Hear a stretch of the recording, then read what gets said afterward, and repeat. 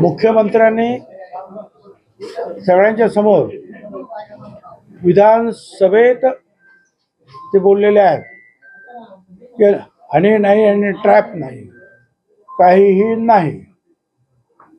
मुख्यमंत्री हे स्वतः गृहमंत्री सुद्धा आहेत.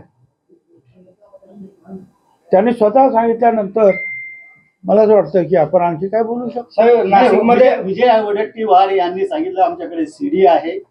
आता मला तुम्ही सांगा, अशा काही सीडी बिडी काय असतील तर ते चौकशीसाठी कुणाला द्यायला पाहिजे? पोलिसांकडे द्यायला पाहिजे. पोलीस चौकशी करतील, होम डिपार्टमेंटला कळवतील की असं असं आहे. तर तुम्ही स्वतः पुरतं ते सगळं ठेवलं तर मग पोलिसांना तरी कसं काय कळणार आहे काय? या सीडीमुळे शिंदे सरकार आलं असंही त्यांनी आरोप केला. नाही ते मला तसं काय, मी काय त्या मताशी सहमत नाही. पण नाशिकमध्ये काल एक हॉटेल पंचतारांकित हॉटेल होतं, ते सील करण्यात आलेलं आहे या हनी ट्रॅप प्रकरणात.